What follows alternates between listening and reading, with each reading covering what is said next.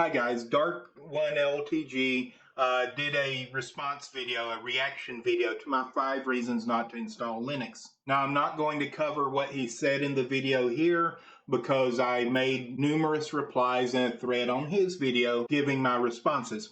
But one thing I want to talk about is the toxicity in the Linux community. I spoke about in that 5 reasons video.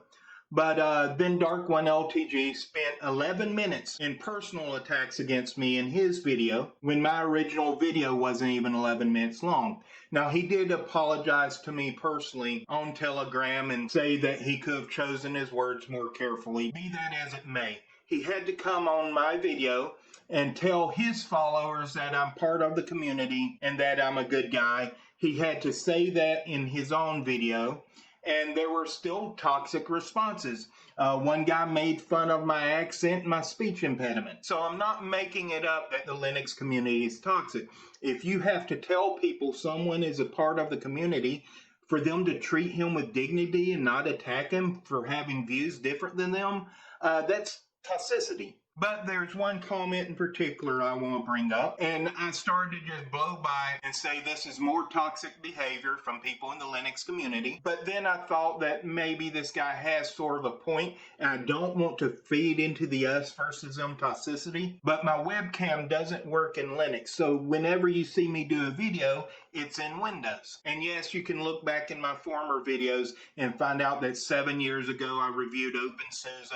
6 years ago I developed an application in Linux and featured it in a video, but you really can't tell if I'm using Linux now. Now this person's comment sounds like someone couldn't get Linux installed and doesn't want to blame himself.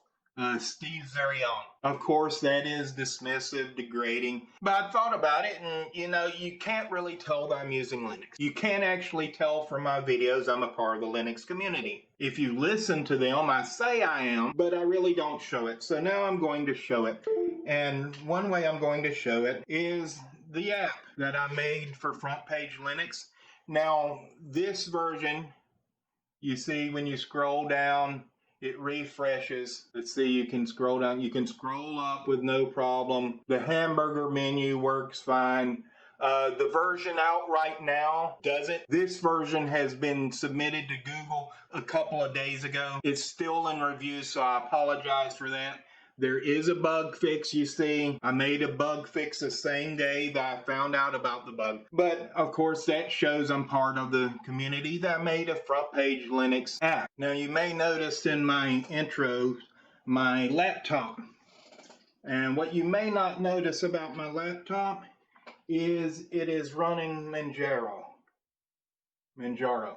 Now, you see it here, it's running Manjaro. And you see it flipped upside down. Now, it flips side to side as well. I wrote that script and released it under the GPL a little bit over a year ago. It's on my website, which I will give you a link to later. So if you've got Lenovo Yoga 730 and it doesn't flip like that, or another Lenovo Yoga and you're running X386, it doesn't work on Wayland, but you will be able to get the link to that and my GPL code. Now let's see if we can't get out of Windows. We lose a webcam, but you'll get to see more of what I do with Linux. Hi guys, so this is my Linux desktop here. You see it's KDE Plasma. I got the Latte dock down here. Over here I've got the little Plasma panel. And you see it is Arch Linux. It is up to date.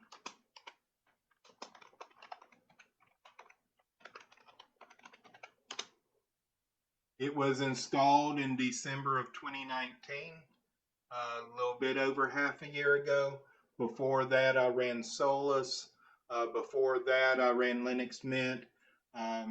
Before that, I ran Ubuntu, I believe. I installed Linux in 1997 for the first time. But you see, this is Arch, and if we go to, spell.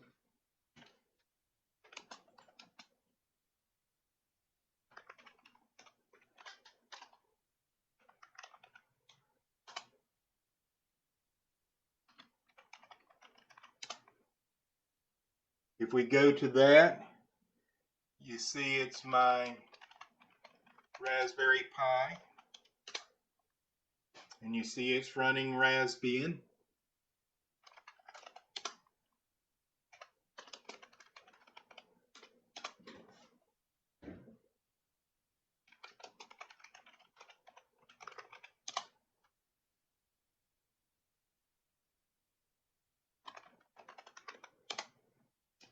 You see that's a B-Link Gemini X45.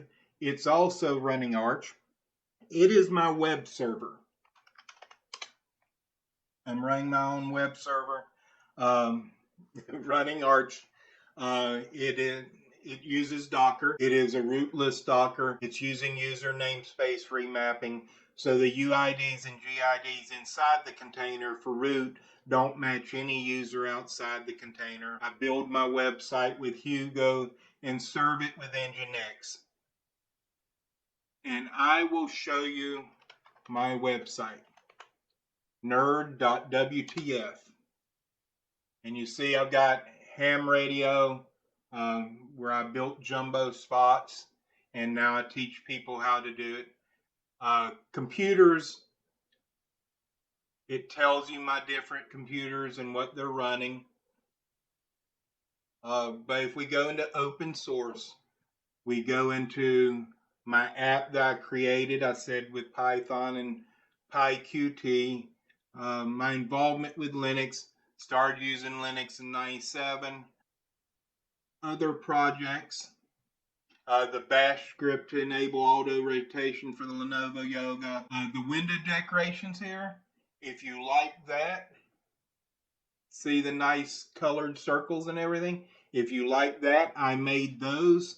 They're in the KDE store. It's called, I believe it's Solus Dark 12. And you will find out I made them there, but that's mentioned here.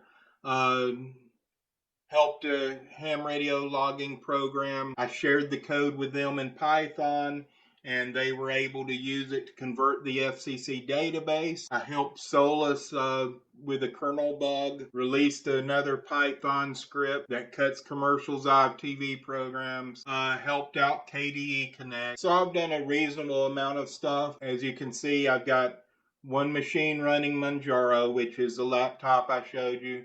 I've got one machine running Arch. I've got another one running Debian, and my desktop is running Arch. So you can see that, yes, I run Linux on several different computers, and I don't just use Windows. I've helped KDE Connect using C++, helped a ham radio project with Python code, programmed a Python app, did the front page Linux website in Java. So that's why I say I'm an open source developer of sorts. But now you know who I am and what I run. And I don't want to feed into the us versus them mentality, but I do want you to know where I'm coming from when I say the things I say. And I hope you enjoyed this video.